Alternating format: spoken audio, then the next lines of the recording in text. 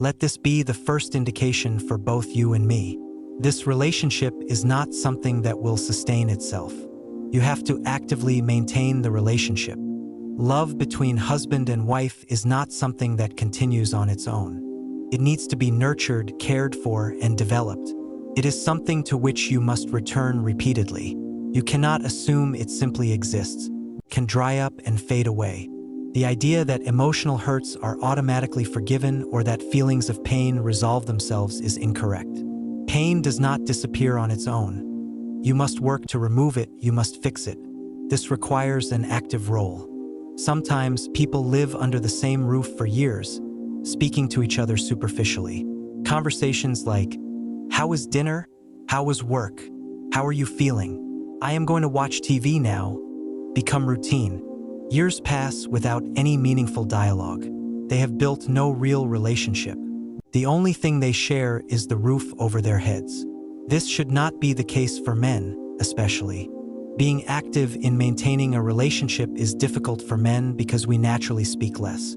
After a long day, we prefer to sit on the sofa, turn on the TV, or immerse ourselves in our phones, thinking, "I don't feel like talking now." Meanwhile, the wife might ask, "How was your day? How do you feel? Tell me, what can we do?" We have to start the conversation ourselves. This is the first intrinsic meaning. Another meaning is commitment. And this is why, even during the Makki period, performing Salah in the Kaaba was extremely difficult because one could be attacked. So when someone committed to performing Salah, despite all obstacles, the word Qawwam was used.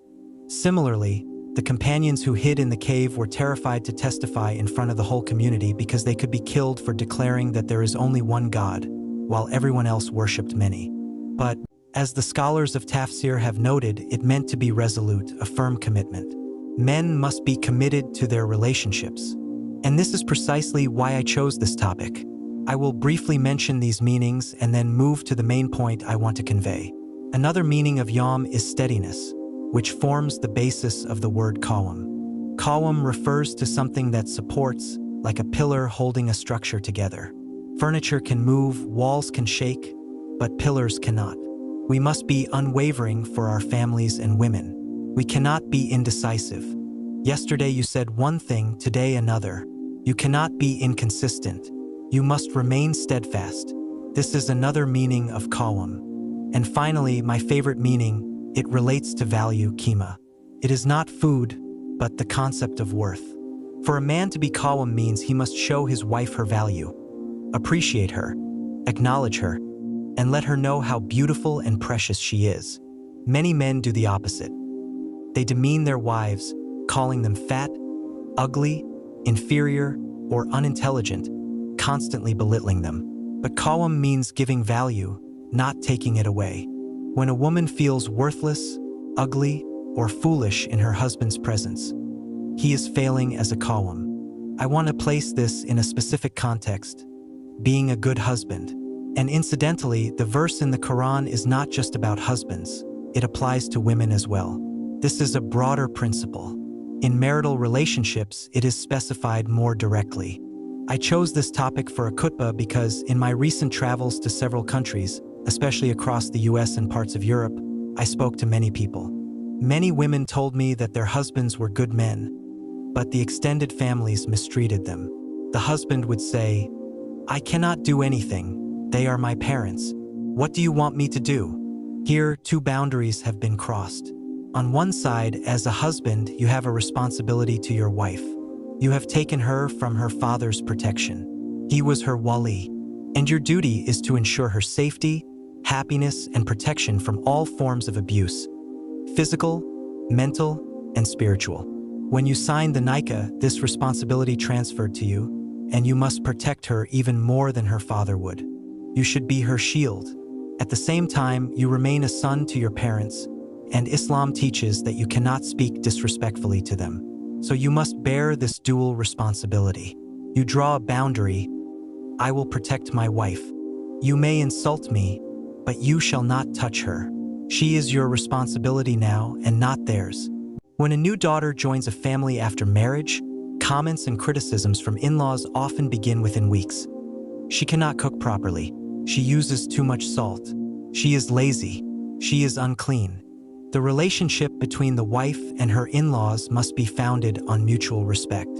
And when questions of rights and duties arise, she is not obliged to follow her in-laws blindly. Forcing her to obey your parents would be an injustice. If you fail to be her shield, you are violating Allah's expectations of a Qawwam. People often face three types of abuse. The first and most obvious is physical abuse, which is categorically prohibited. Rasulullah said, "Do not harm Allah's servants," referring specifically to women. If you harm them, you harm Allah's property, and He will seek justice. The second is mental abuse, which may be verbal or subtle. Ignoring, giving disdainful looks, or undermining her confidence in subtle ways. The third, and in my view the worst, is spiritual abuse, when wrongdoing is justified using religion. Marriage requires trust. Without trust, nothing exists. Blood relation alone does not make a marriage real. It is a contract based on mutual commitment. You must trust your spouse. Otherwise, the essential element of marriage is missing. Mental abuse, subtle gestures, ignoring greetings, or speaking disrespectfully when no one else is around are forms of abuse and are unacceptable. Parents may also be unaware that some of their behaviors are harmful.